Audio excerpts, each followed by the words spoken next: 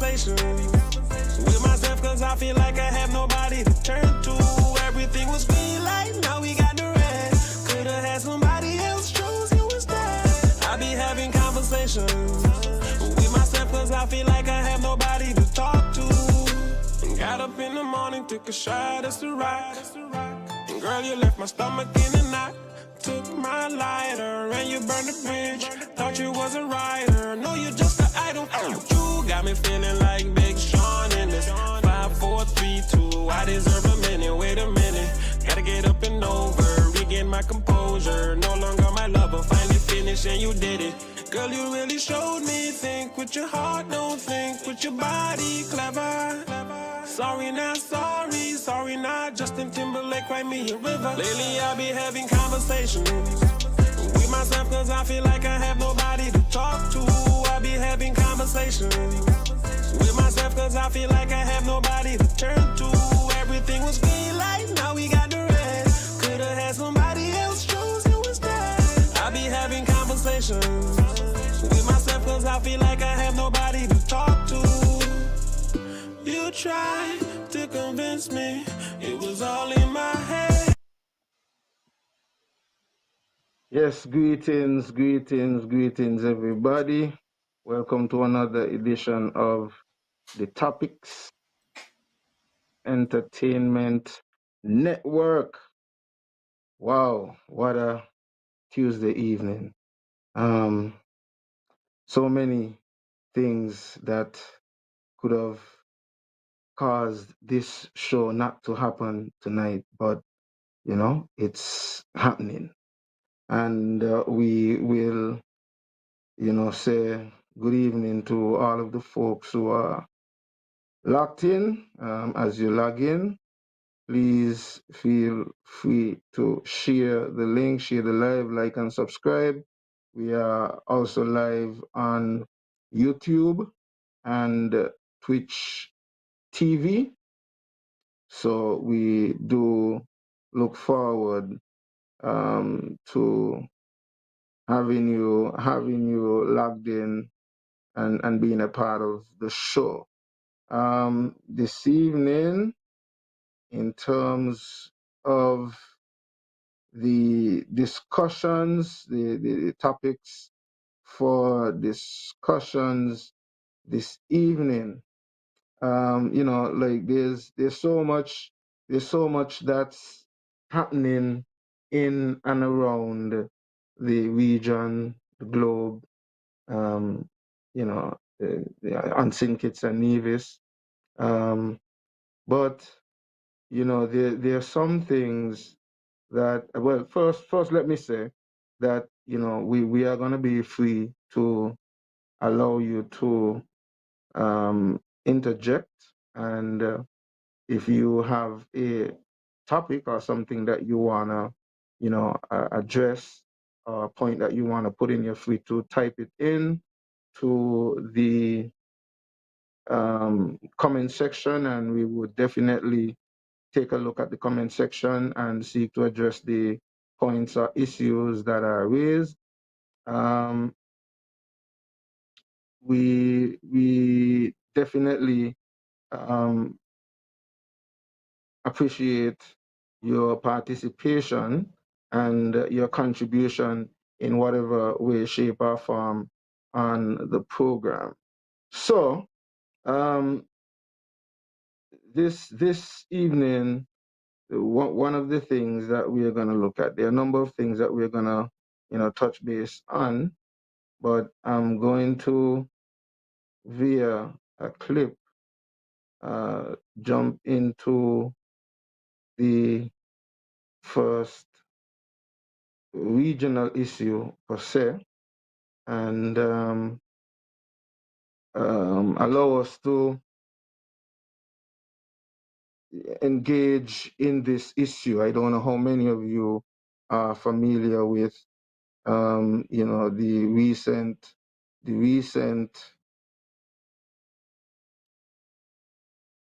moves within the region, where Guyana and Venezuela is concerned, the tension that is brewing up in the region.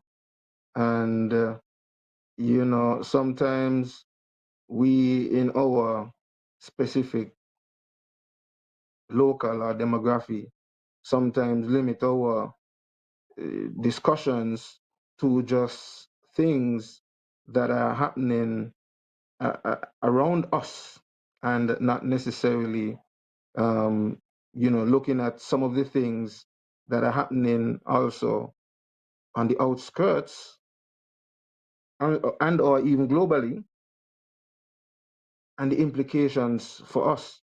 And so I'll get into this article, and then for those of you who are listening, you could engage, and depending on the content of the clip, I might pause and also interject and share my little 2 cents based on what is being highlighted in the clip.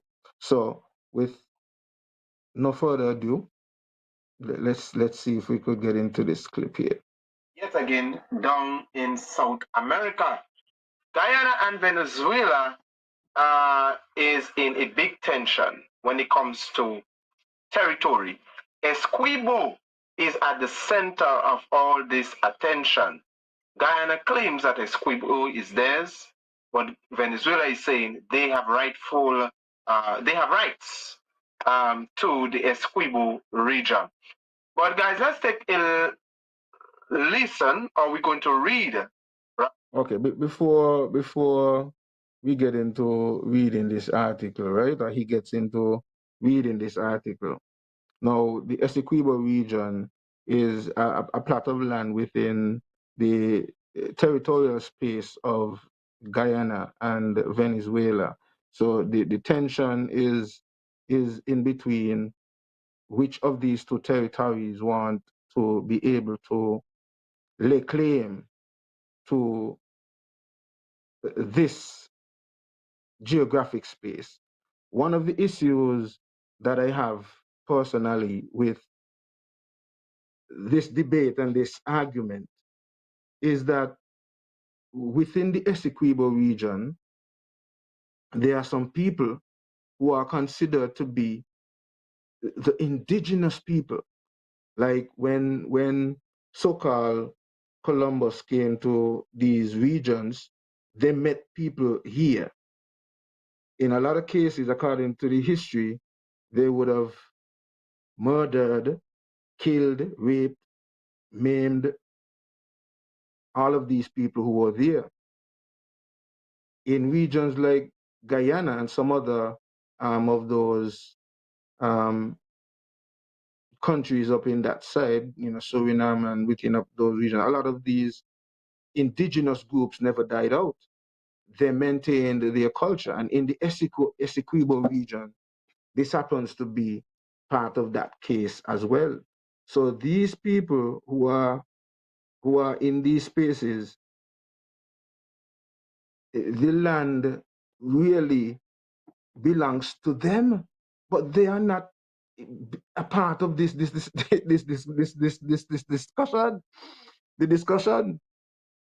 The discussion is between Guyana and Venezuela for some lands that is occupied by a set of people. So then the argument is then, depending on who eventually gain authority of that region, those people then would become maybe Venezuelans or maybe classified as Guyanese. What about allowing the people to have their territory and develop their own community and whatever? Isn't that a possibility as well? Why do we continue to want to own people and treat people like that, take people things like that? Why in 2025 we still have that mentality? And so it still demonstrates to some extent when Rastafari have been saying all the time that certain things is just modern day slavery. It's just things change. The way, as I said, the more things change, the more things remain the same. So a lot of things that we thought would have changed would have just been restructured and redone in another way, shape, or form. So that is my little input where that is concerned. The Essequibo region is occupied by people who have been there from since eternity. But Guyana and Venezuela is arguing. Rather, I should say this article that have been released because Venezuela now is accusing CARICOM of bringing division, bringing confusion in the region by siding with the United States and endorsing Guyana. So let's read what Maduro and his regime is saying, and then we will come back and talk all about it. Keep watching if your recent car accident was not your fault, because I've got a way that you could. The headline says Venezuela rejects CARICOM's support to Guyana on endorsed to U.S. Southern Command's plans. The Venezuelan Vice President Delcy Rodriguez rejected a Caribbean community statement supporting Guyana's and U.S. Southern Command plans to attack Venezuela and create a war in the region.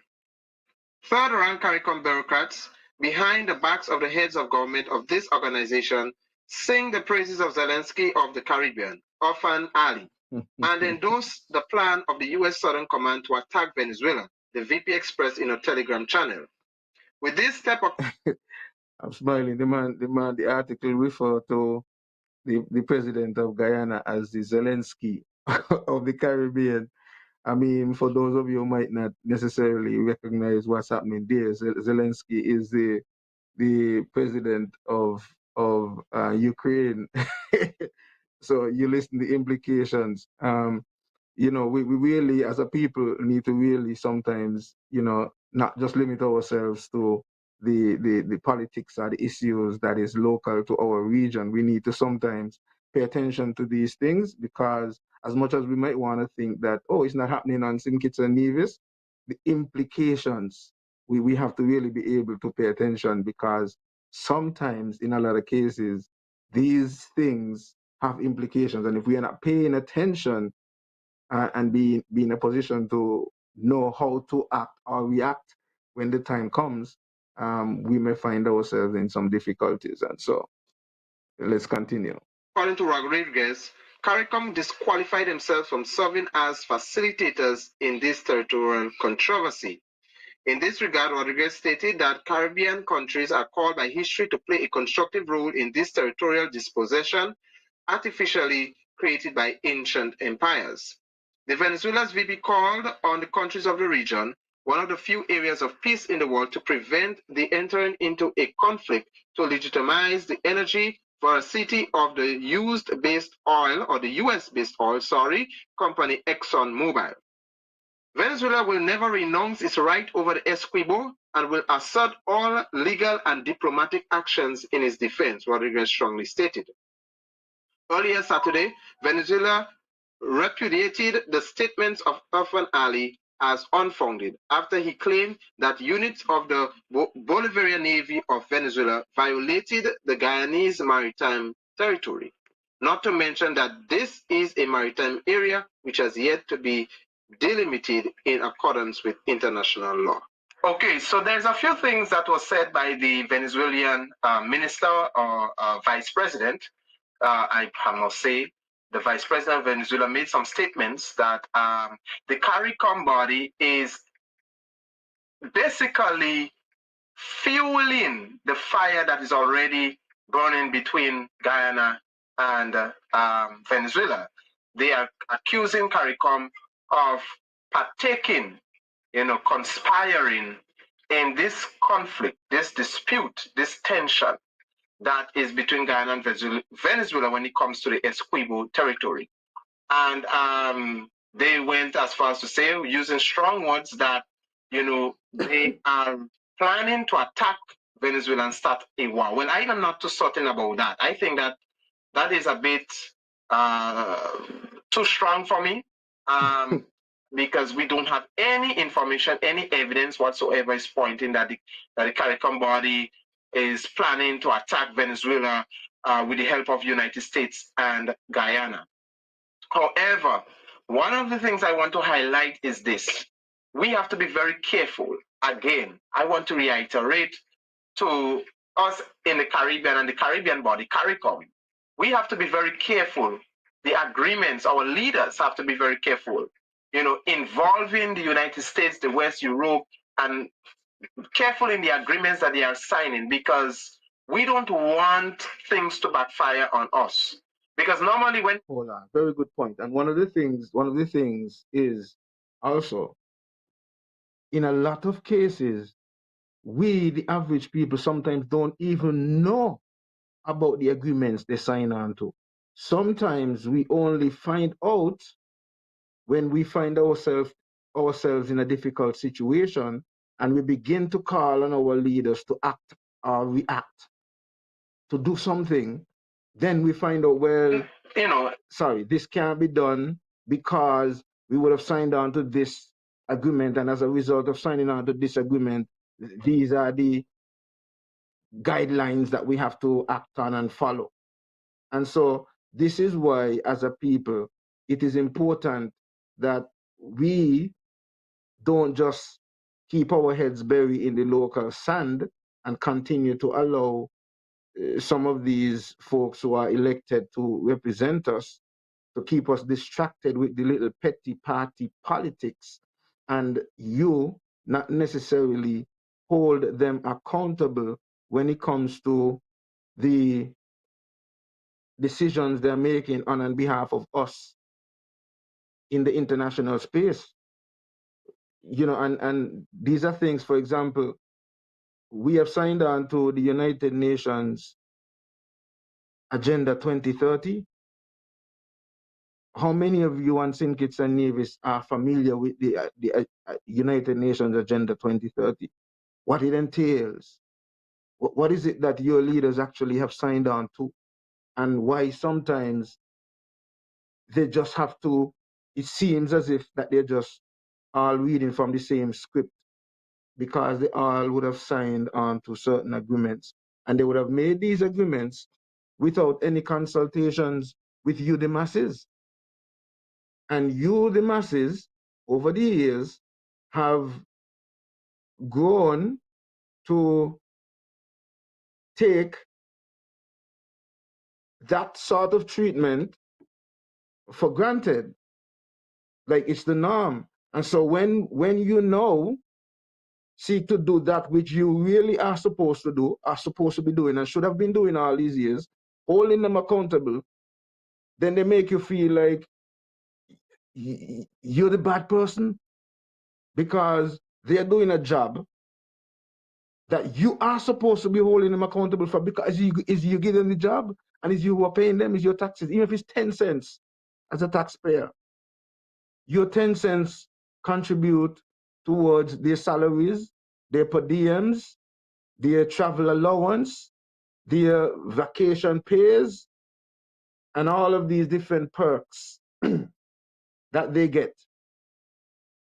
And all of the projects that they claim that they're going to be doing for our benefit, that they don't consult us about, we should be holding them accountable and making sure that they consult with us prior to doing, even while doing, and after doing. And so they need to be reporting to us when they travel and come back.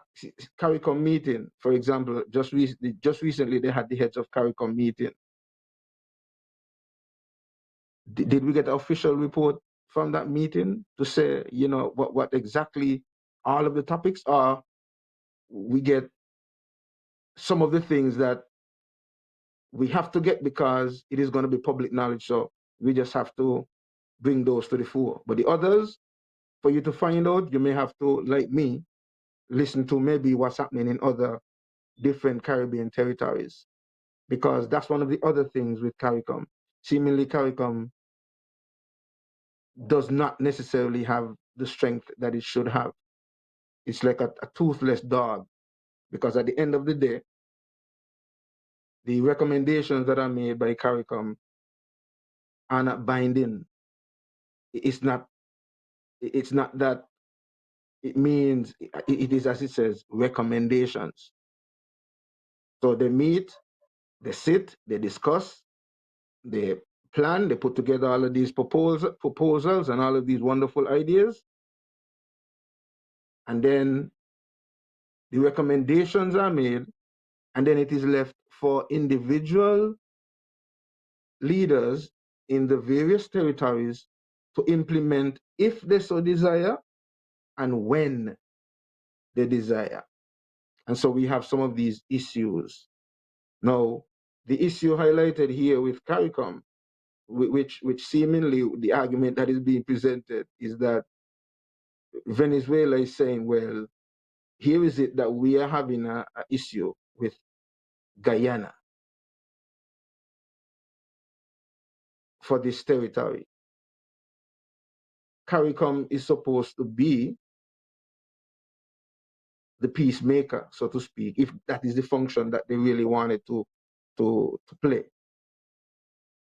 But you can take side with Guyana and say that Venezuela is wrong and then still expect to be the peacemaker. And so that is what I think the vice president of Venezuela is alluding to when he's making his point. And, similarly, these are some of the issues that sometimes, as I said, we don't necessarily pay much of attention to because we are bogged down with our local politics in a lot of cases. But like with Haiti, for example, that was one of the arguments that Barbecue and the other freedom fighters, revolutionary soldiers, were saying, because the argument is it's over 200 years Haiti fought for their freedom and kick out Napoleon, one of the toughest French military leader, and his army, and took over their territory. And CARICOM and many of the other countries in the region have been sitting by and watching the struggle going on in Haiti over the years, watching the mistreatment of France to Haiti, and not just to Haiti, but to the 14 other territories in Africa that they colonized, where France came back and determined that Haiti must pay reparations because they would have developed and left certain infrastructure and all of these things in Haiti. And for years, Haiti had to pay, I think it's 85% of whatever money is earned as an effort to pay back France for whatever France is claiming that they owed. And they got 15% to do whatever it is that they wanted to do for their country. So imagine the country working for 100%, 85% must go to France. They get 15%. And if by chance that 15% was not sufficient to take care of the needs of Haiti, they would have had to go to France to get a loan that they would have to pay back on commercial terms with some high interest rates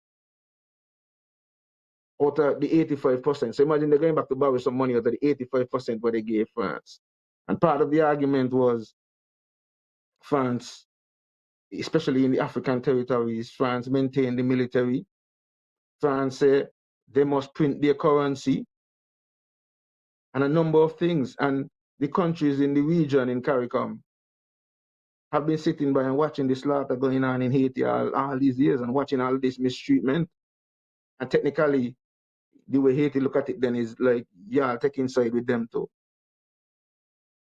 So Haiti saying CARICOM ain't really got an authority to be a part of this peace council thing that they're trying to bring in. And France had not called to be a part of it either. France, Canada, and America. It's France and America that has Haiti in the condition that there is.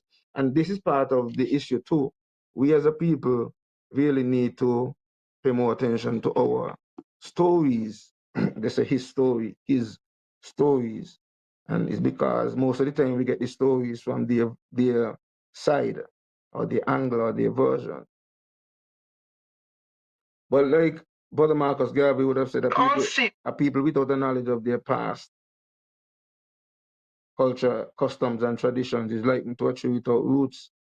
And so we have to have a deeper appreciation of the things that happened, because a lot of what happened would help to give a better, a more true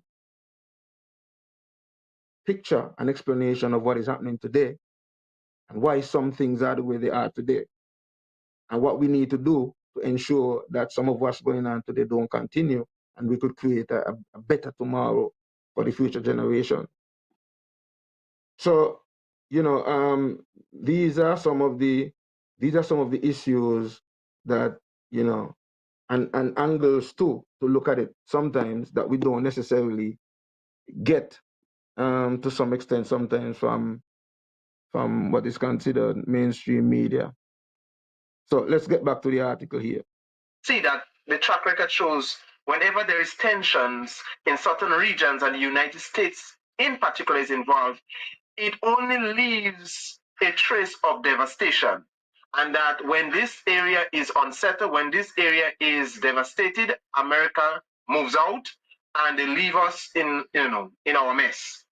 And we have to be very careful that, that the Caribbean leaders have to be very, very wise, make wise decisions, because this thing is so complicated that it calls for wisdom.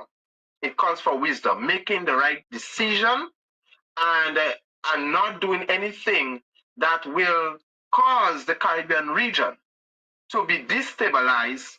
And when it is destabilized, America and the West and Europe, they are nowhere to be found, because that is what usually happens. You know, whenever America in particular is involved in something, in disputes and conflict, and when things get out of order, things get out of hand, they are nowhere to be found. You know, and so we have to be very careful, because I personally don't trust the United States when it comes to foreign policies, foreign interventions, and all of these things. I don't trust them. I don't trust them, and the CARICOM leaders have to be very, very careful. I hope that this misunderstanding, this dispute, this tension between Guyana and Venezuela will come to a diplomatic solution. And I personally think that Maduro is exaggerating a little bit. You know, Maduro should, I think he should calm down himself and stop the provocation. Stop the provocation on Guyana, because I'm pretty much sure if they come to the table with Guyana and they talk, iron it out, they will come to a mutual understanding and bring peace, right? And stop showing your muscles too much. Stop, that is my word to Venezuela, especially Maduro. Stop, come to the table with Guyana and let us come to a mutual understanding, because at the end of the day, we all are in the same region. We are all knitted closely together, and we don't want, we are fighting against a giant that is oppressing us. So why, we don't want to create anything that will cause us to be destabilized and fighting among ourselves. And when we are disunified, how can we fight against the system, the oppressive system, the colonized system that we are all oppressed under? We are all suffering under. So I do hope that Maduro will exercise good judgment, Guyana will exercise good judgment, and we will be very careful in involving any third parties, the West or Europe. We have to be very careful how we are treading our grounds, because we don't want to fuel the fire. We don't want anything to backfire on us, and we are left in our mess to solve it, right? And So guys, let me know what are your thoughts in the comment section below. Thank you for watching. Thank you for listening. Take care until in the next upcoming. Yeah, so that's one of the issues there in the region, and the point he made there about the CARICOM leaders have to be careful.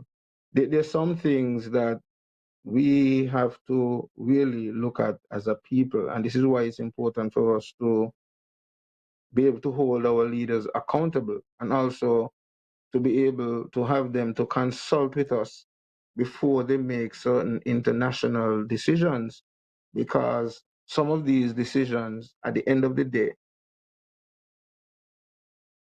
it would be left for us, the people, and our children and our grandchildren, who would have to deal with the end results and the implications of some of the decisions that they make without consulting with us. And, these things may sound a bit far-fetched to some extent, but there are some other things that's happening that really would require some serious consideration. So, for example, like, we see what's happening with Ukraine and Russia. There's a similar tension between China and Taiwan. Now, within CARICOM, you have countries within CARICOM who have very strong and vibrant economic relations with China. And also within CARICOM, you have other Caribbean territories who have very strong and vibrant economic relations with Taiwan. What happens if we have a similar situation in in regards to China and Taiwan? Where would CARICOM sit? How would some of the, so the implications for these things, sometimes we might not necessarily be paying attention to these things. And this is why we have to know that some of these things are being brought to the fore, that we begin to take a different look into these things, and also seek to challenge those who you elect to represent you, to justify sometimes their rationales for doing X or Y, and or if some of these scenarios are supposed to be presented as we are speaking, what will their positions be? Where would they stand in terms of representing us? What do we want? Were we given a chance to have a decision, or weigh in on any such thing like that? That scenario that I just presented there with Taiwan and China is so real, because we could see countries like Jamaica, for example, have very deep relations with China, and then you have territories like St. Kitts and Nevis have deep ties with Taiwan. Now, we have some scenarios in the Caribbean at present that is showing that as much as we are supposed to be sovereign islands or territories, that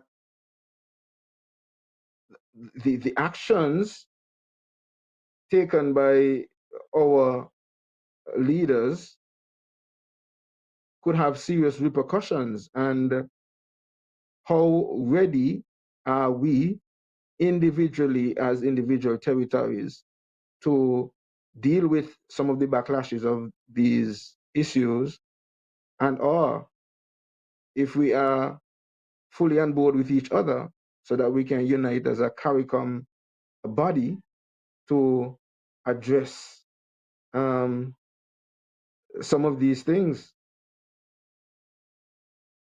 So, for example,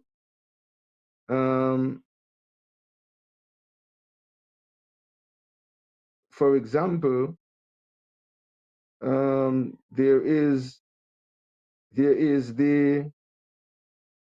the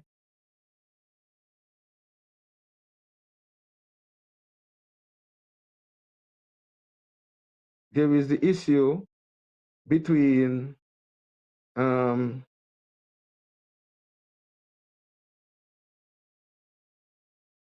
Caribbean now and Cuba. Now, many Caribbean territories over the years would have developed very close relations with Cuba, especially where health is concerned, because globally, Cuba is known to be to have some of the top medical professionals around the world, and as a result, many Caribbean territories have sent their nationals to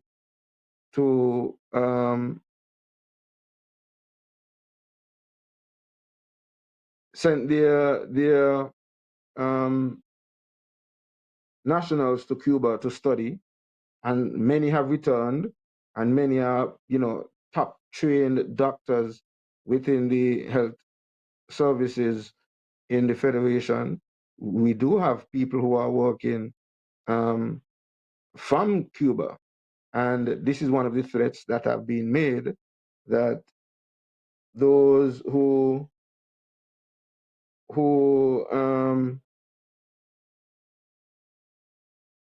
have any health connections with Cuba, they're going to be denied visas and such likes. I am going to double check if this is the article.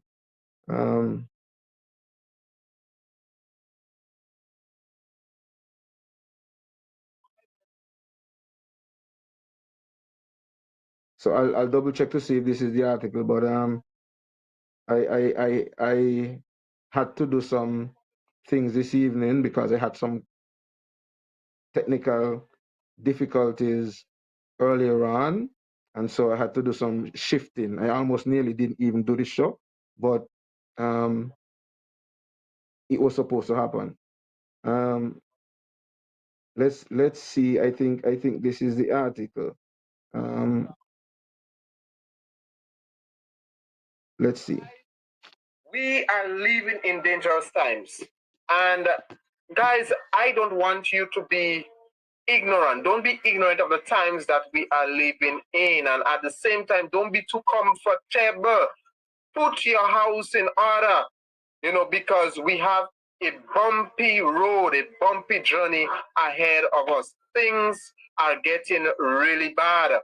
We are saying that America, that once used to be a place of unity, a place of humanity and for all, we are seeing that America is turning her backs on her adopted children, so to speak, turning her backs on her friends, pressuring those who she once used to love and embrace. Well, guys, what I am saying is this: the United States is pressuring the Caribbean region, saying that any Caribbean nation, that includes ordinary citizens, that includes politicians, any Caribbean nation from any Caribbean island that employs Cuban personnel, in particular doctors, that employs Cuban doctors, they will face sanctions. Yes, guys, you heard me right. They will face sanctions. Now, we know that Cuba is very much dependent on their doctors, and Cuba is known to have a world-class, track record when it comes to medicine. The doctors and the nurses, and Cuba have played a big role in helping other nations in the medical health system, and that is what generates income for Cuba, because Cuba have been placed on so many embargo, have been sanctioned so many times, and there are still sanctions over them. Over 60 years now, Cuba have been fighting sanctions from the that was imposed on them by the United States and Europe, but the United States in particular, that they really depend, their economy depend on sending doctors and nurses to other countries in helping those countries' medical system, and in return, they get something for it. Nothing is wrong with that, but we are hearing the United States is saying that Cuba's labor system, when it comes to medical care, is exploited, and that any Caribbean nation that is working with them will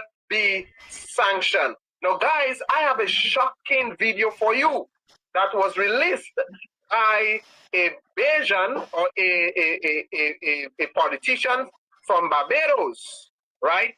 They were speaking in the parliament, and he revealed some shocking details.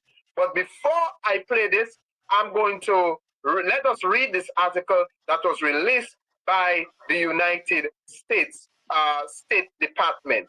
So it reads, today we announce the expansion of an existing Cuba-related visa restriction policy that targets forced labor linked to the Cuban labor export program.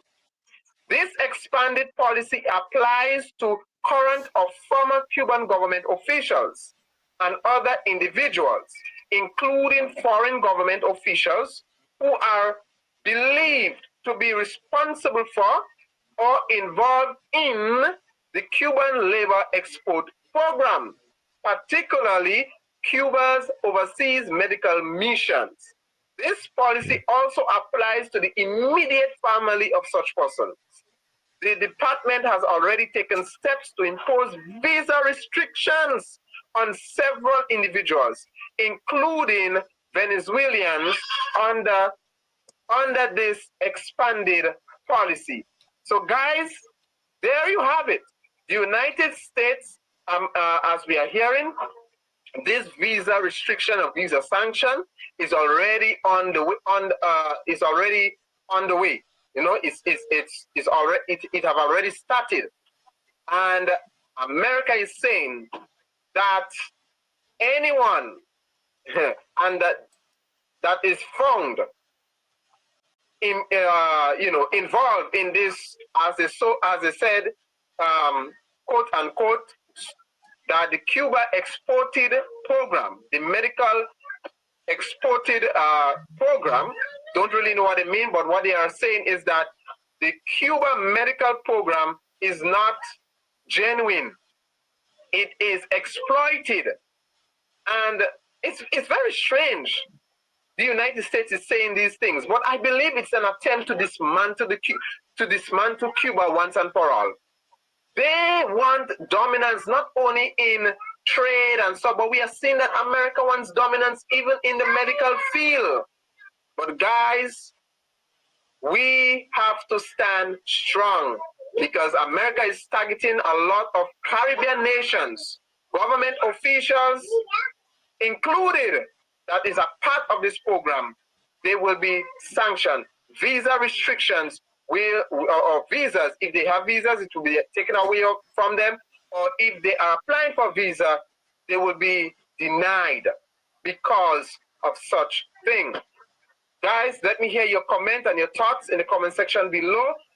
But this is a very, very serious thing, because in Grenada, my country, depend heavily on Cuban doctors and nurses.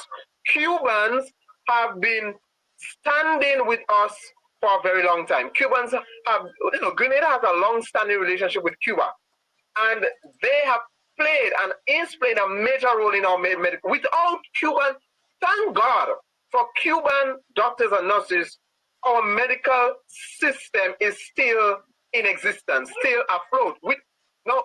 Let's say, let us put it that way. Let's just draw a reference.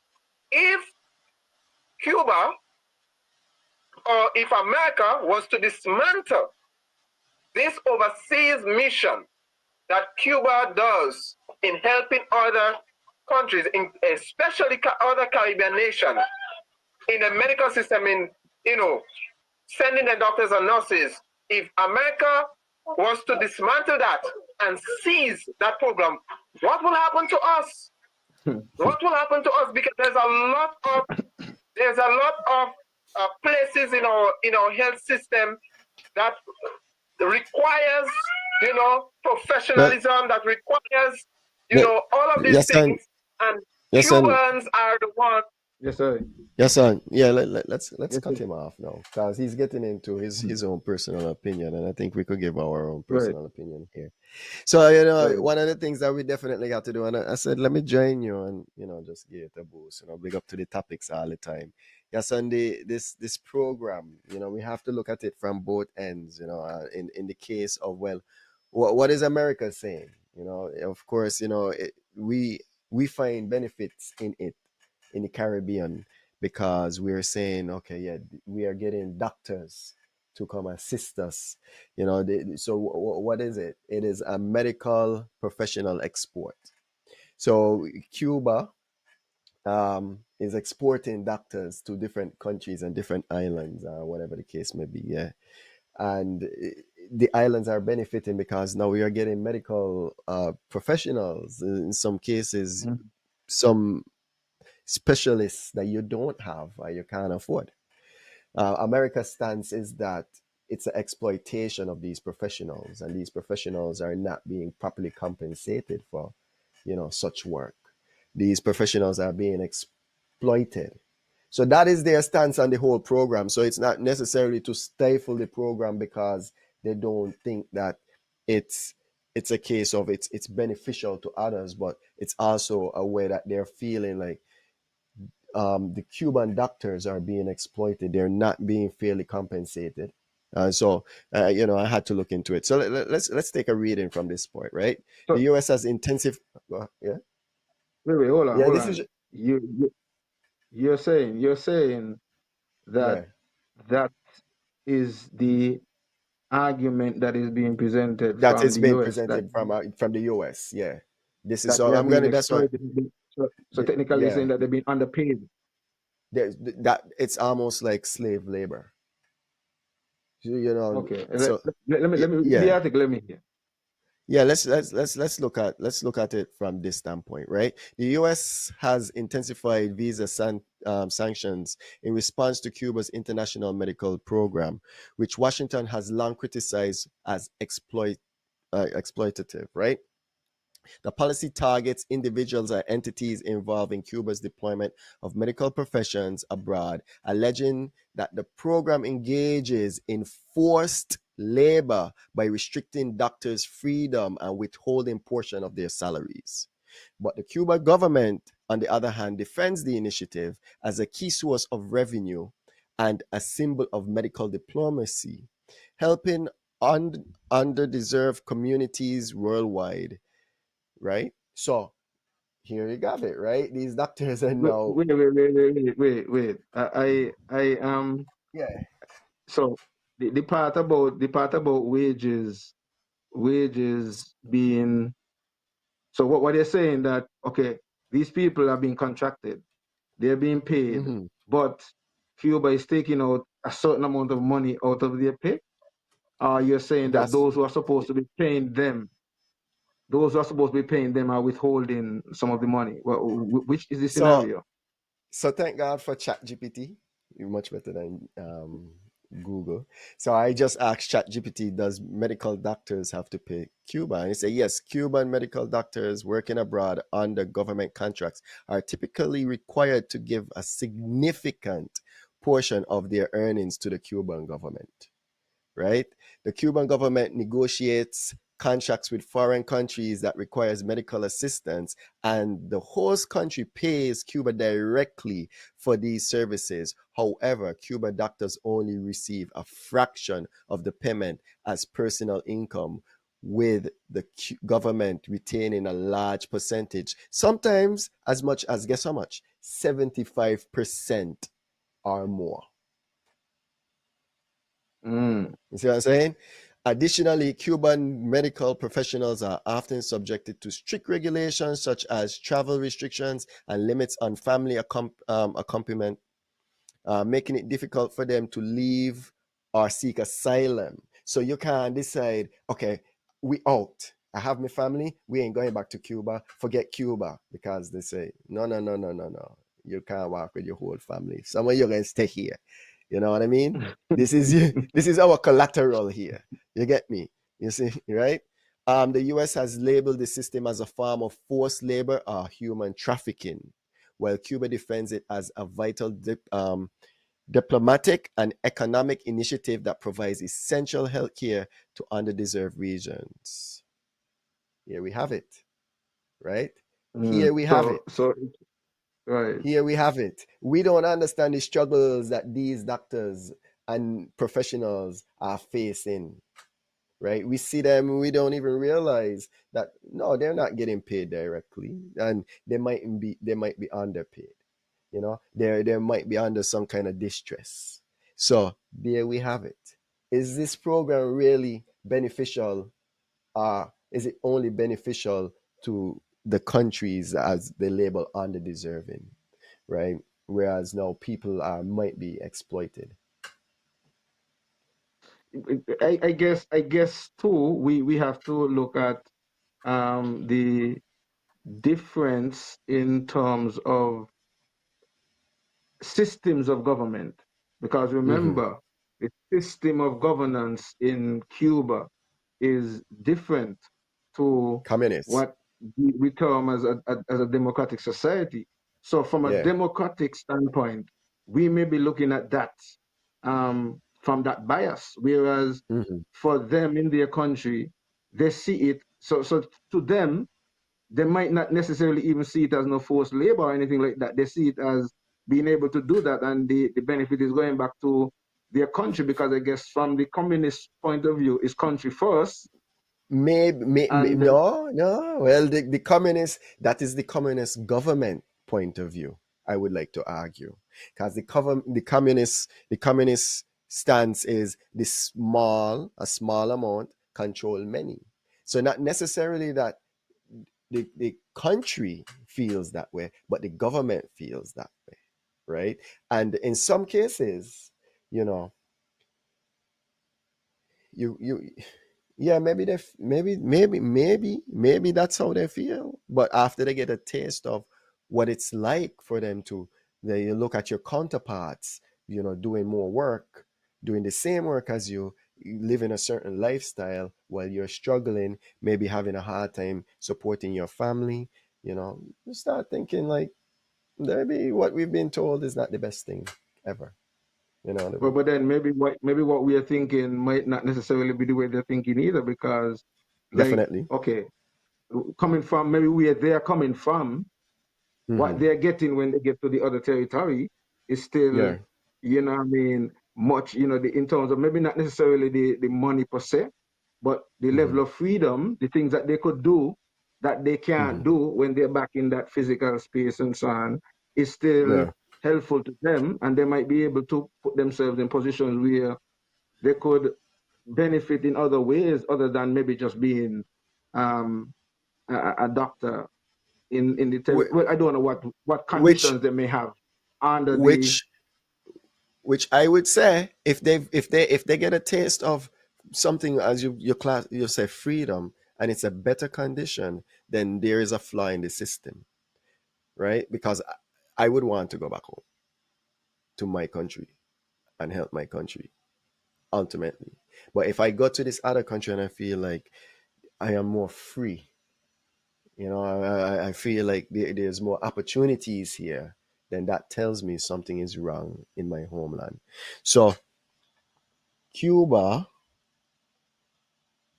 I think, based on what I'm reading, right, is engaging in what America, and I agree with the American stance. It is a force of forced labor, right?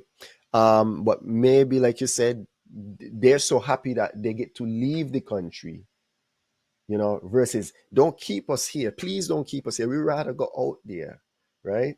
Maybe do a little work on the side. Maybe while I'm there, yes, I'm being paid by the government, but I could also maybe do a side hustle, you know, take care of people, do a little clinic, you know. So I could see where there might be some benefits in allowing them to go, allowing them to leave. So there is another stance that I don't think that America is mentioning, right? I don't think America is mentioning here, because medical, where we live, the medical industry is what I call it. It's not no healthcare. It's an industry. It's all for profit. My child got to the hospital for asthma attack. The bill, I have a $2,000 bill to pay. You see me? Every single time. What? Asthma attack, $2,000. Emergency room. That's what it looks like. So it's an industry. So if you're now causing some kind of short change in this industry, that is it's not just one thing, because you have the hospitals, you have the doctors, you have the medical devices, you have all these different factors in this industry. You have big pharma, you have all these things, and anything that could attack this industry, then possibly, then this is an attack on that industry. So we got to kind of squeeze that out too. That's another Yes, stamp. That's another. but also, this is why when the brethren was talking and you said that he was getting personal and sharing his personal view and opinion from the Caribbean perspective, I guess he was being personal, being specific to Grenada. But from the Caribbean perspective, he was speaking not necessarily just from Grenada's perspective. He was also speaking from the Caribbean perspective, because healthcare, as you just mentioned, is a very critical part of our budget and our economy on a whole, and St. Kitts and Nevis and in the region. Now, if we were, as he was saying, if we were not getting the professional skills and services from Cuba, even though they may be a bit cheaper in terms of we have to pay less, but we still, it's like you're paying less to get the same quality that you would have had to probably now turn to, whether it's the US or some other one of those territories, to get those same expertise at a higher cost. So what he's saying, the point that he is making, is that what the US is seeking to do is to, if they dismantle that program, is then it's going to dismantle the health system in the Caribbean, because right now it's not just Grenada. Many of the Caribbean territories have Cuban doctors as a part of their staff. And so the implication, and that is why I think I heard Dr. Denzel Douglas earlier on today in some presentation highlighting this point and making the point that seemingly they have to meet, I think, later on this week to have a council meeting on the implications of this issue and how they are going to deal with it. But it is very serious.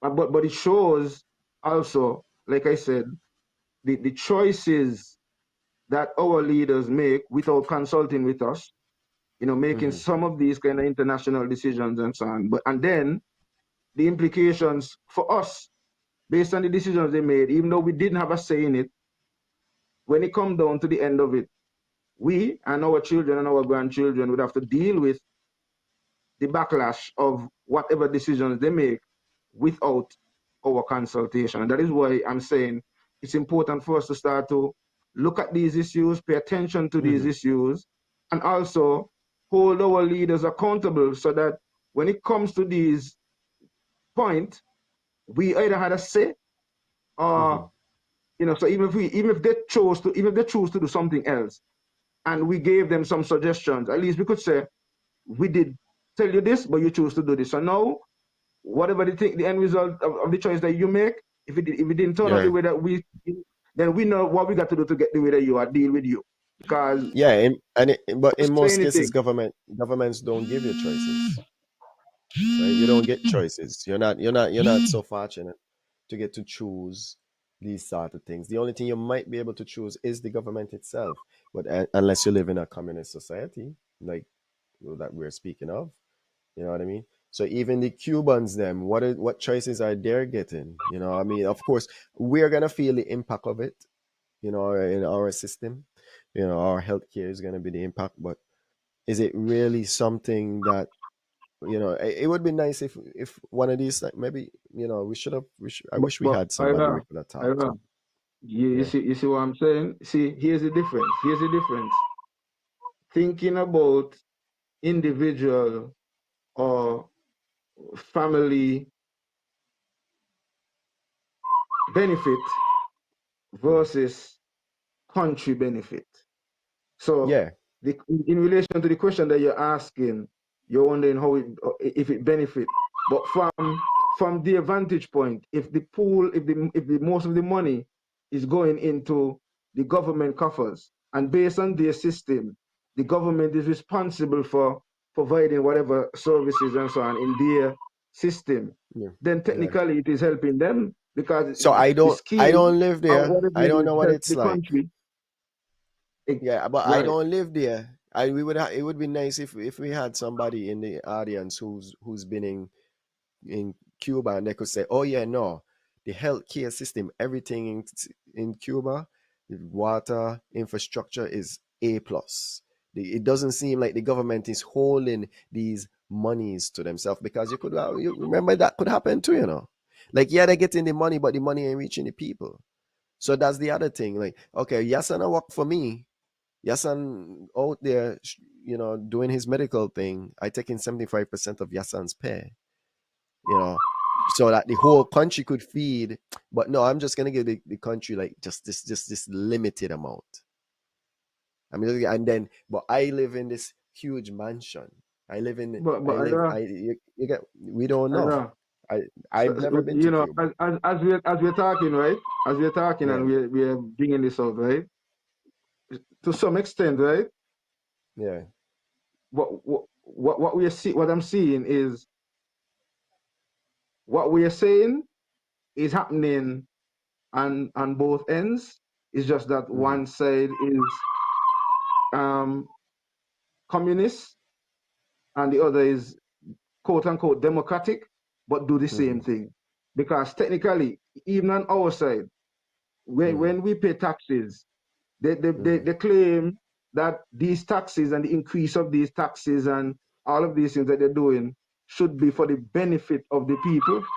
But at the end of the day, really and truly, when we look at how the government functions and so on, do really the funds do benefit most of the people?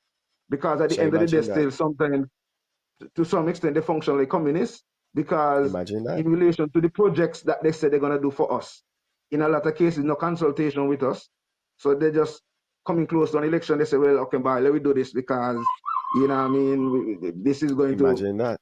Because everybody got short-term memory. I want to big up Annette Morton, and then also Evan, I saw you earlier in the chat, and then there was a Burl Jones and Gigi. So I just want to, you know, thank you guys for interacting with us tonight right here on the topics. You know, right now we have Yasan bringing forward some topics outside of the realm of SCAN, but also touching SCAN, because, you know, we are global citizens, and, you know, first. But yeah, I understand what you're saying, Yasan. So if you look at it from that standpoint, so I can only imagine what it's like there. And I don't want to speculate, but, you know, this is Real Entertainment Network, so probably we might have somebody who been to Cuba and tell us, would you? And the question I would really have for them is, would you live in Cuba? That's all. That's all I want You to know. see, If you had the that, opportunity to live in Cuba, would that you should be live in easy. Cuba?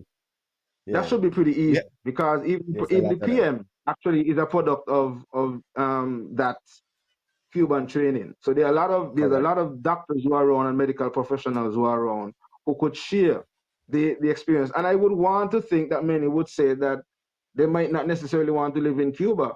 Also, Yeah. because we have to remember too, it's two different systems. So when they probably were studying there, they would have had to learn the system and realize, okay, well, this is how it works, and it would have been totally different to what we're accustomed to. And so anything outside of what we're accustomed to would we would be resistant to some extent, and it's very much shown in our psyche. And so, you know, but it would be interesting to get it from their perspective, and maybe to also get maybe somebody from the health profession in Cuba to kind of clarify that part that we had issues with in terms of what really happens from the government side.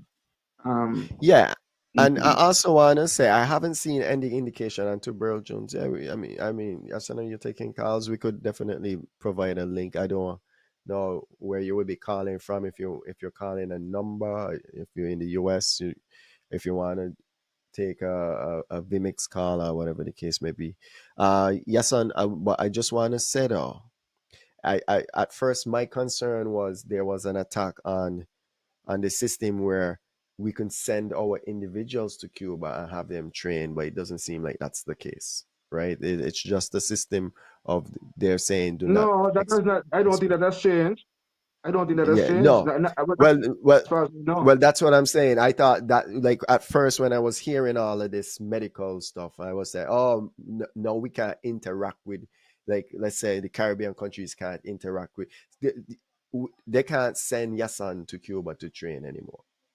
If you have any dealings with Cuba, you don't have any dealings with America, is what I was interpreting. So I just want to make it clear that I don't think that's the case, because I don't see any indication that we can't send. No, I didn't see anything into it's just to export. Put in another number that they could call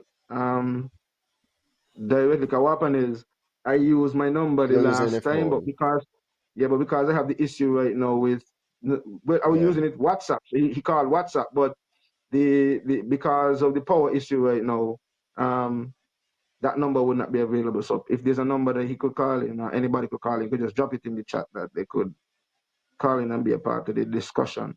But that is quite interesting. And like I said, we will wait on the feedback from the Minister of the Foreign Minister, the Honorable Dr. Denzel Douglas, who spoke about it earlier on today. So though I am bringing it up here on the topics, I guess he forced me to some extent, which that's what he should do, because we should be getting more of these reports on a regular. But I guess because this was such a serious and critical issue, it was brought up and was highlighted that it is something that they're going to seek to address as soon as possible, because the threats are for taking away visas from people and not allowing people to get visas. So when you start to really see that kind of threat, I think they are going to act on it as soon as possible.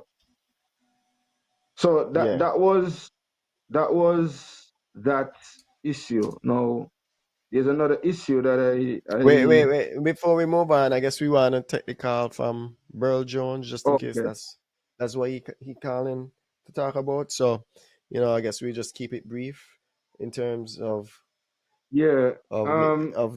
of that scene. We're moving on to the next conversation. The next. Okay, item. But Cuba, but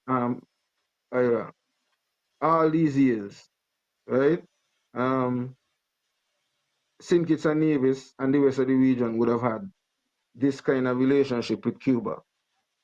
Africa would have had the relationships with Cuba. Grenada, we know, would have had a strong relationship with Cuba. Mm-hmm. I guess we just have to watch how things are playing out. I guess we have a new president in the US, and a lot of things are not being the norm. And so I guess we have to see how it plays out, and I guess see what it is. And I guess this might be one of the areas that CARICOM may have to be utilized to show strength and solidarity, so to speak, because it is not going to just have an impact on one or two of the countries in CARICOM. It is going to be something, and then especially seeing that I think, I'm not certain if Cuba has been added, but I know that there would have been a push for Cuba to be a part of CARICOM, Cuba, and actually Venezuela as well too. So you see, these are the kind of things that we are faced with in looking at some of these regional issues, because Venezuela, many countries in the Caribbean also would have partnered with Venezuela, especially with the Petro-Caribe deal in terms of getting cheaper fuel. So even when America was pressuring Venezuela, there were a lot of Caribbean territories who were siding, or at least not willing to take on the side of America, to declare where their position was. Bobby Jones saying he called and no answer. Make sure I give him the right number. So yeah, but that is one of the issues that we yeah, and I mean also the Human Rights Watch has said that. What happened? Did it not ring? Let me see. Oh, I see the missed call, so let me call him back. No, my phone might be on do not disturb or something. Yeah, the notification might not be on. Tell him I'm calling him. Hello. I'm on the air, you boy. Yeah. Hey man, how you guys doing, bro? We good. Let me make sure that we could hear you. Go ahead. I'm hearing him loud and clear. You hearing? Yeah, okay. Man, good evening to the guys. Yeah, good evening to the man damn chat. Yeah, great discussion, man, like usual. We appreciate that. In the Federation of St. Kitts and Nevis, we're not getting ready. We're not preparing ourselves for what we're seeing going on around the world. We're watching these things play out, and we're still delusional, it seems like. We're living in a global market, and, these guys are still going on like it's not going to get to our shores. They're very wrong about that. When America sneezes, we catch pneumonia down in the Caribbean. America is just not going to come and drop a bomb in the Caribbean. They're not going to do that. They're going to find ways to cripple our economy. That CBI program that we have running, they're going to come after that. They're definitely going to come after that. But as I listen to the guys now, to you guys talking, having your discussions tonight, I'm going to interject something here tonight. I don't know if either one of you two guys heard about this, right? But there was a young doctor right in your midst, Dr. Simonet Williams, who got run over by a car in St. Kitts. The girl was going through, the lady, was going through whatever she was going through. But this was a shining star right in our midst, who went to Cuba, trained to become a doctor for at least 7 years. And she was a person that was sent to Cuba, apparently by the government, on a scholarship.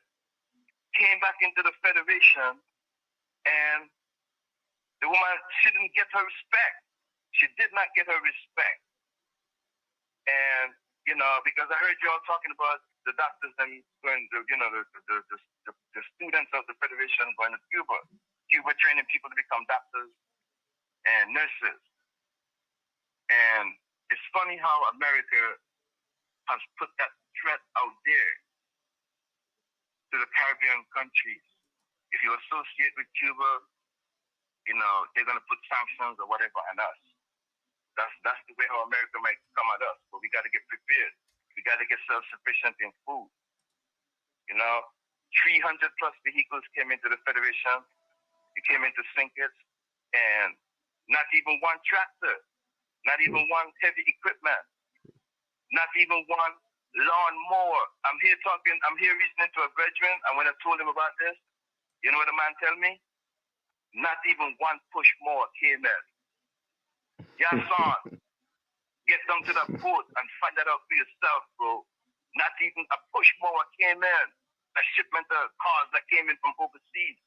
So we're not thinking about agriculture. We're not thinking about development. We're not thinking about progress. Take a page of the Ibrahim Traore's book over in Burkina Faso. We see how this man is transforming Burkina Faso right now. In the Caribbean region, we have the black called CARICOM, but we're not moving like that. We're moving too individualistic. It appears like we need to bring back the West Indies Federation. We need that unity. We don't have the unity. The Caribbean can stand on its own, believe it or not. We need oneness. We got oil in Guyana. We got backside in Jamaica. We got the pitch lake down in Trinidad. And they're having all of these meetings. They have meetings down in Barbados, but they're not pushing the real unity. We're talking tonight about Cuba, and we don't. I'm asking you the question: is Cuba part of CARICOM? No. What's up with Haiti? What's up with Haiti? If we get Cuba and Haiti in the mix, right? It would be such a big plus for the whole Caribbean, man. Haiti got the numbers in terms of the population size. Jamaica do as well. Cuba. Guyana is probably underpopulated. But if we get that unity in the Caribbean, we will be able to stand collectively. We can't stand individually, but we can probably stand collectively. And that's what we need to push, man. You know, Simonette Williams was a shining star. We lost that lady, man. And there was a clip that was circulating by that doctor. And yes, the experience that she went through in Cuba, she said she didn't really like it. She advised people who are getting these scholarships, take that $200,000 that the government is giving you and go to Jamaica. That was just her personal experience. You cannot knock somebody for their personal experience. But we're not getting it in the Caribbean, man. We're not getting it at all. So it's becoming the battle of the visas. These big countries, based on this geopolitics that's going on in the world, they do not have to drop a bomb on you. All they got to do is just cripple your economy. And then, with the fact that they have the battle of the visas, people cannot move like how they want to. With the battle of the visas, you're stuck in the Federation of St. Stevens. There have been plenty of people that went to Barbados recently for their visa. They all got turned down. I haven't heard our foreign minister. Yes, he's making little tidbits here and there. But since Trump put these threats out, these deportations and these tariff threats, we haven't heard our leaders talk enough about it. They haven't come to the public and talk about it enough. So they're not giving the people heads up. They're not educating the masses of the people. The consequences that can come down the line when the man implements all of these stuff is going to cripple us if we don't have the unity. Look at what happened in the Oval Office last week, Friday, man. Zelensky had to stand up to who we call the most powerful man in the world right now, the most powerful nation. Did you see Zelensky had any type of entourage in that White House? The man came on a foreign soil, solo, and stood up to the President of the United States. And I commend him for that. That was the first real true pushback on Trump. And then we just sit back and watch and see where this goes. Like the Jamaicans say, let's watch the ride. But you all cannot believe that we are living in a bubble, and this is not real, bro.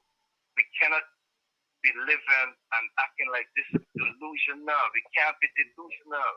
It's real. We're seeing all those policemen that are being deported already. The squeeze is coming down, man. We got to get prepared and think it's a leave it as a small country.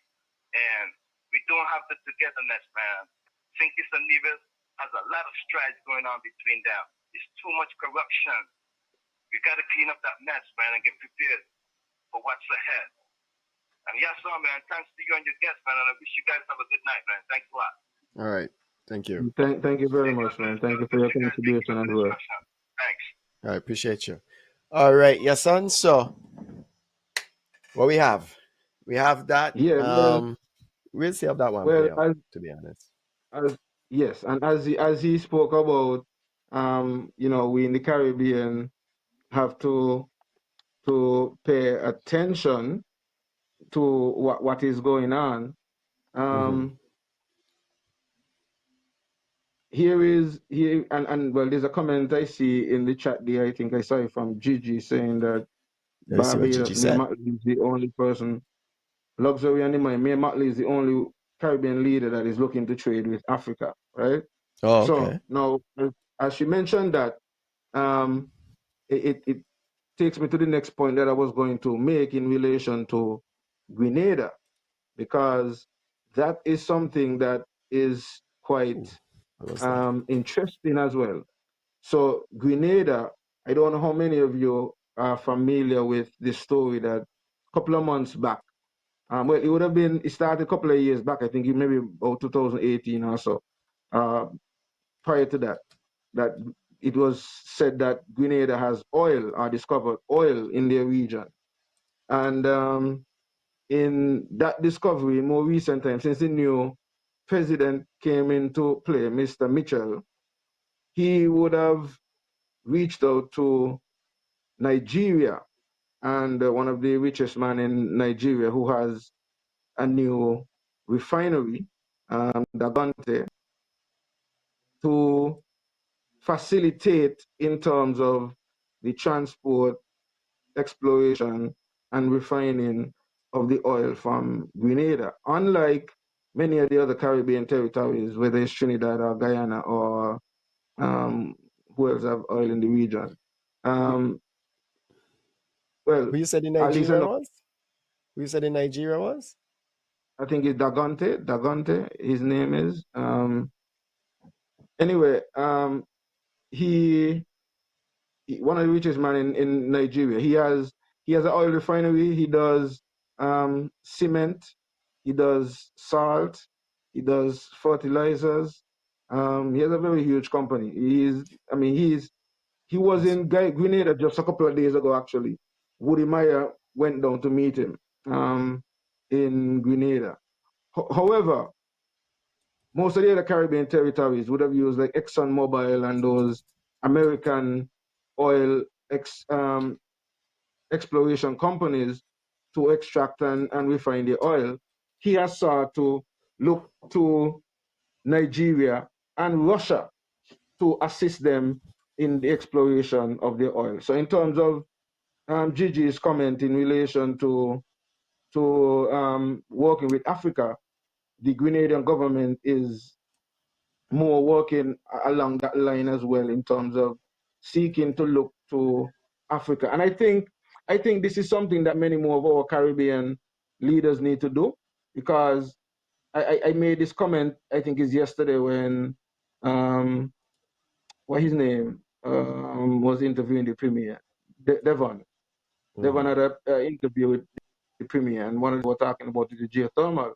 And I was saying, Kenya is known to be one of the top countries in the globe in terms of geothermal power and geothermal energy.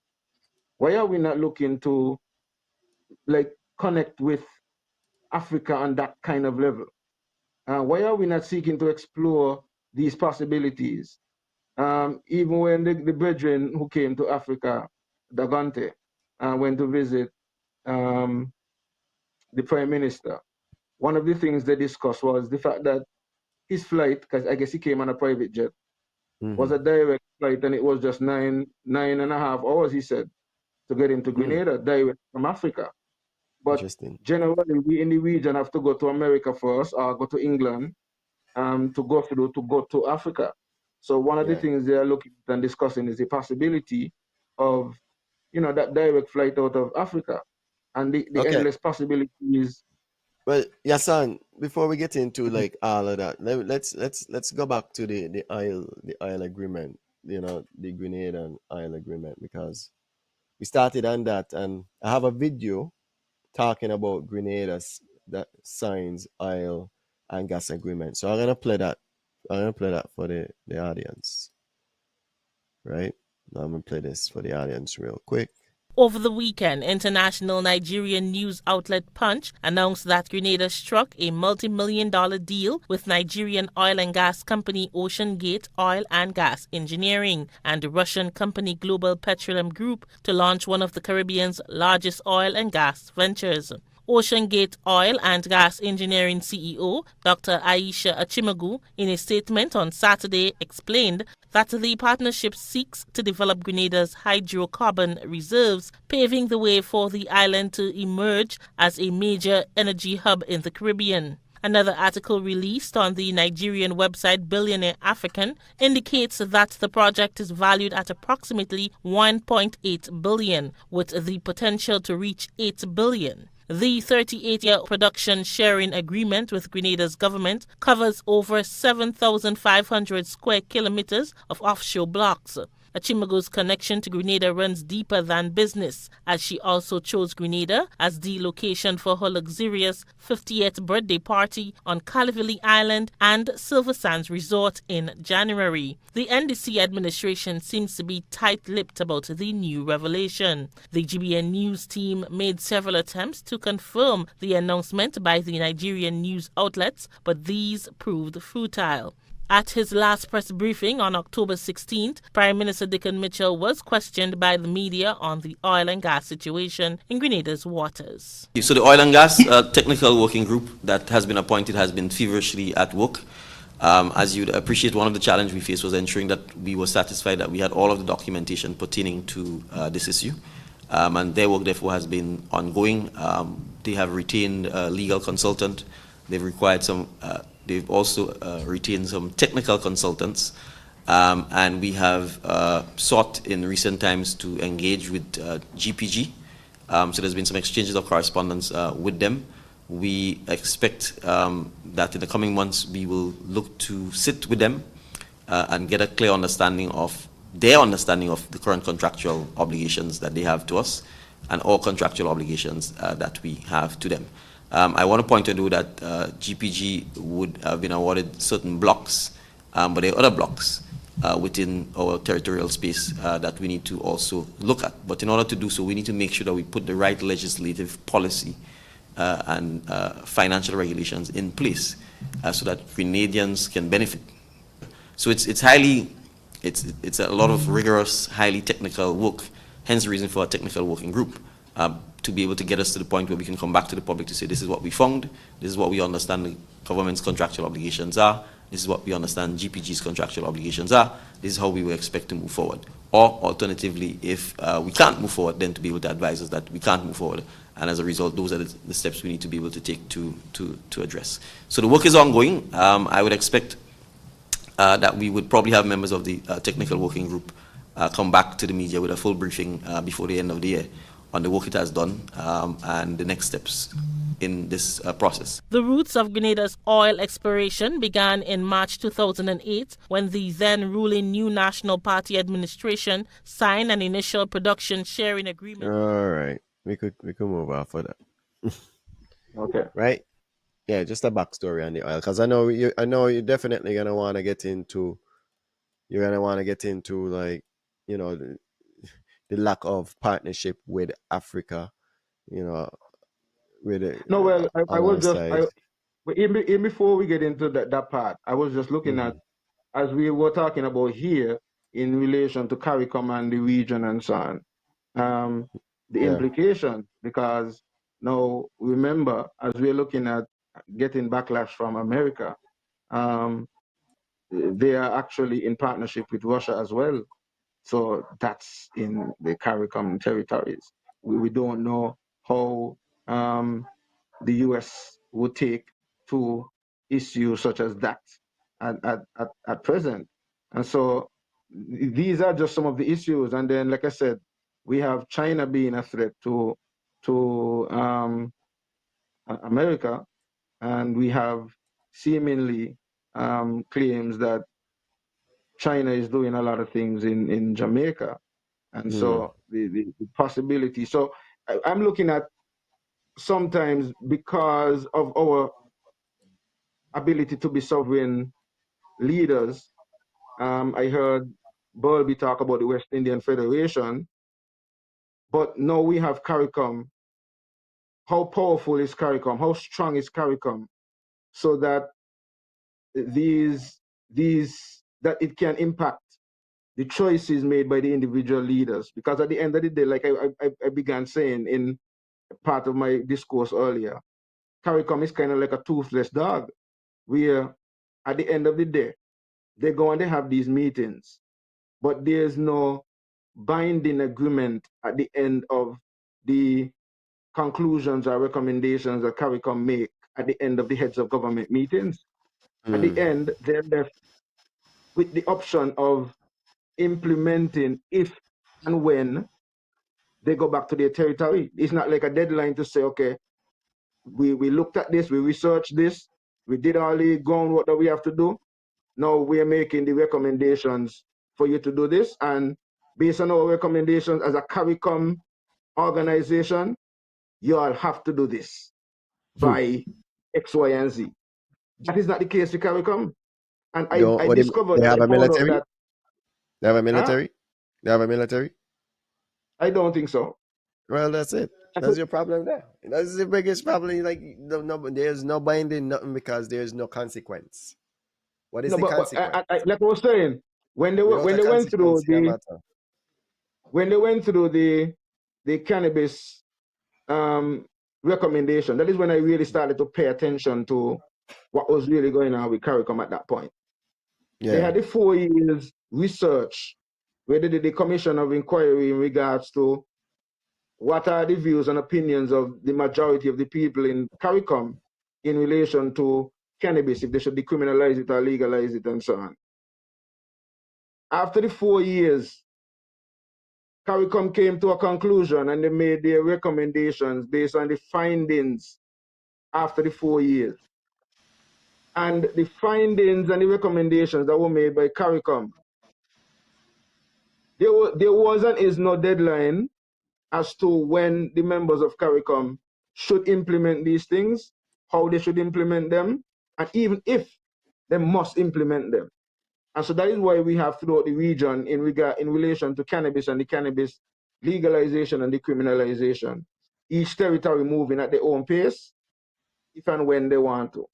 So that's what I'm saying. There's no binding thing to say, okay, after we have done this research for 4 years, this is our recommendation. Each territory now have to go back and you have to implement this within a time frame. There is not that requirement. So that's what I'm saying. It's like a toothless dog.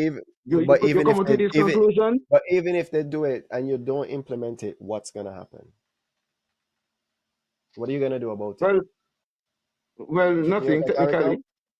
Exactly. But that's still gonna be toothless, dog. Regardless to what, it's still gonna be toothless because no matter what you say, no matter what you do, if I don't do it, there's nothing you could do about it but complain. But you know, and I mean, there's an issue in CARICOM as well, which when I learned about that, I was like, well, no wonder the organization is the way it is, because there's a CARICOM secretariat, so there's a CARICOM body.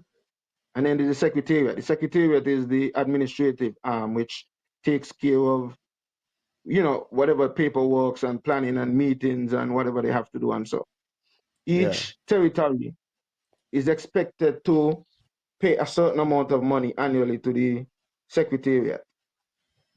And for many years, many of the territories don't pay the quota, but yet they expect CARICOM to function the way it's supposed to function. So if you ain't even making sure that you pay your minimum requirement to ensure that at least the arm that should take care of these things, take care of certain things, then how you expect the body to function properly? So these are some of the issues. And then you brought up the military issue there again. That's another thing. We take sides and so on, but when Woody Meyer was interviewing the PM in Grenada, that was one of the things came out. He was saying, man, he feels so good that he could walk around with the prime minister in Grenada and he ain't got no military and army around him and so. And he was like, no, we ain't got a military, you know, we living in peace, we preach peace, you know, we promoting a region of peace and, you know. But at the same time, we claiming that we're sovereign and we want to be able to align with whoever we want to align with. But then there are consequences to it. But at the same time, you're not equipped to deal with the consequences because, as you're pointing out, most of the territories in the region, even Sinki's and Nevis, where Sinki's got a little army. But we ain't got nothing if some one of these overseas territory decide to make some actions like Venezuela is doing in the waters of Guyana. What we could do? What you can do? And then CARICOM again. What CARICOM could do? I mean, we see what happens with Haiti. At the end, they still have to bring in Kenya, and that's another story again altogether, because that is the Europeans not using their faces but using us to fight against our own people, to oppress and suppress our own people. So that's a whole other story within itself there. But I see Gigi have a comment. They say also there was a flight from Barbados to Africa and vice versa. Yes, Barbados and I think Antigua was also seeking to make an attempt to get some direct flights out of Africa to the Caribbean. There's a lot that we need to do. I think I hear a lot of lip service where that is concerned, but I think, right, just like how right now, when it comes to the tourism sector and so on, and we are looking to appeal to visitors and people to come for CBI and all of these things and so on. I think we need to direct some of these trade shows as well into some of these African territories and these territories that we traditionally are not accustomed to, because sometimes we might think that there is not necessarily a market out there for these things, but you would be quite surprised that a lot of these African territories have a lot of elites and rich people and so on who travel every year as well. Sometimes they don't even know about the Caribbean, right? They don't even know about the Caribbean, and so we need to the same way take our trade shows to these regions and seek to appeal to them to come and visit, and when they visit now, they could see that the opportunities for business and investments and so on. We need to stop just seek to appeal to whether it's Europe or. So I'm gonna say this because I'm gonna leave too. I'm gonna leave in a minute. I'm gonna say this. I'm gonna say this. We do have some factors that might be stopping us. From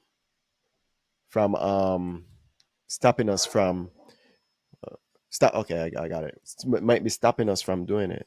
I mean, okay, for instance, we take money from the World Bank, we under IMF and those kind of things, and with those loans and stuff comes obligations, right? Contractual obligation. In some cases, you're only allowed to trade with certain people. You're only allowed to trade from these places. You can't trade outside of these bonds. Maybe if there was a little more transparency when we take this money in the Caribbean, when you hear, the IMF recommend this, the IMF do this. Why is it that you feel like the IMF have so much power? It's because we took their money. So it could also be that.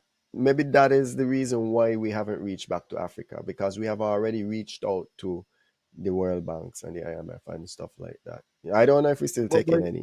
I'm talking about in a general from the Caribbean on a whole. Well, that's true. No, well, I think it's any, but I think they paid off the IMF and so on. But this is the thing. I guess because we still have other ties to US, whether signing up other agreements, whether it's the ACS and all these other different arrangements that they would have had with the US and other territories, which put them in a position sometimes where even though they're sovereign and can make certain decisions, they still in a way have to be cautious for these kind of backlash. I guess because, for example, what you're talking about there, that is why some other territories were looking at the possibilities of options like the BRICS, where you will be able to get access to funding without some of those stringent regulations that are usually attached to whether it's World Bank or IMF and the likes of USAID and those other organizations that traditionally give funding to the Caribbean. We have to realize how important trade is. That's why as soon as, the new administration come in, you may not have a military war, but the first thing they start is the trade war, because trade has always been key, and trade has always been what gives you your position in the world, right?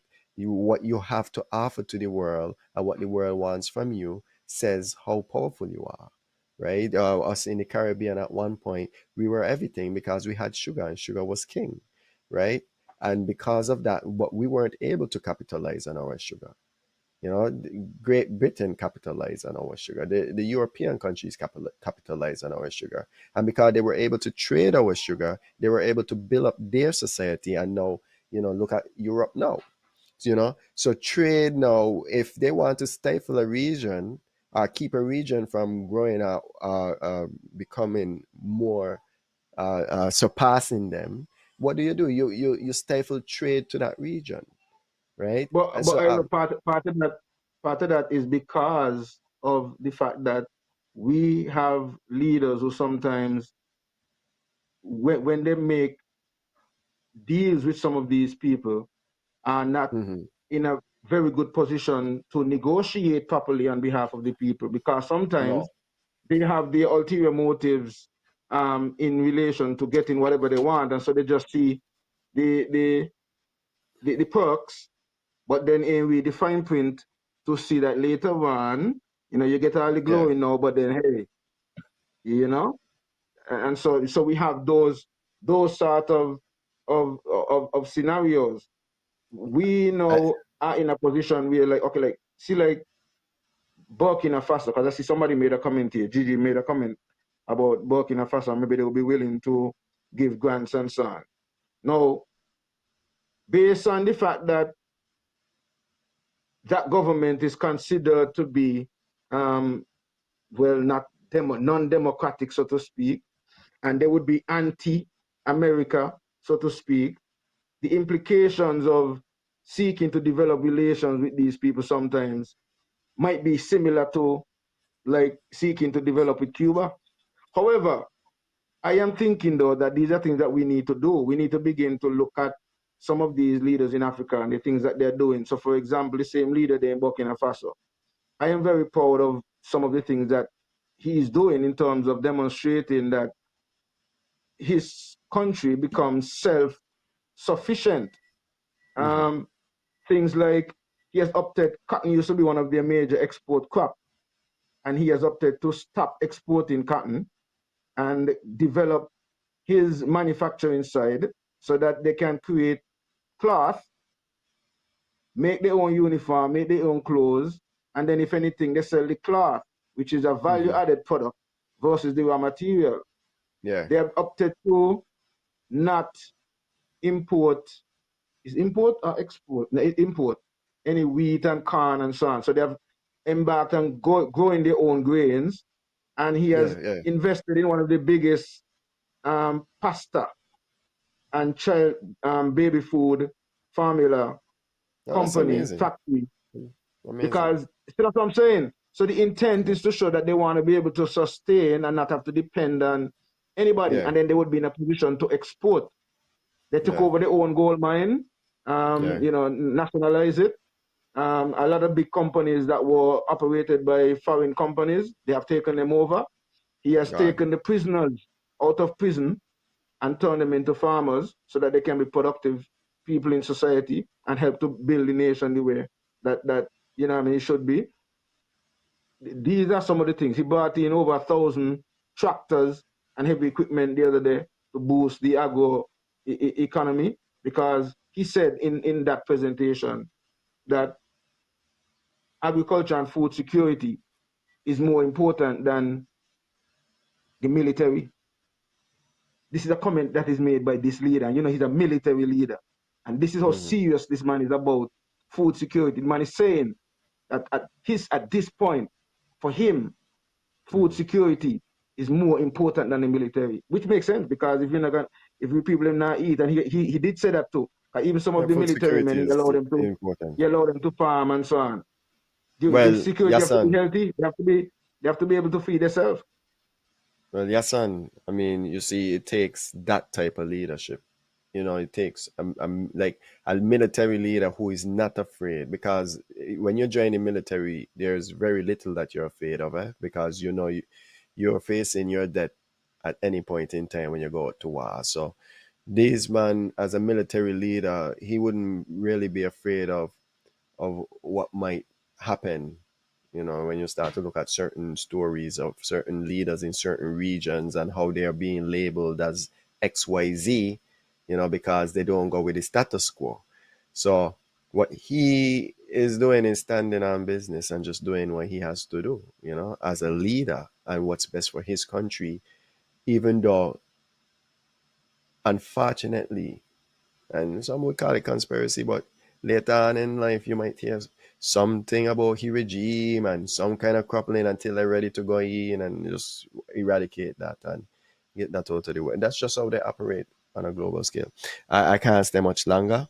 And all I would say to you is just remember, they don't really build great man. They only kill great man. They don't really allow them to strive.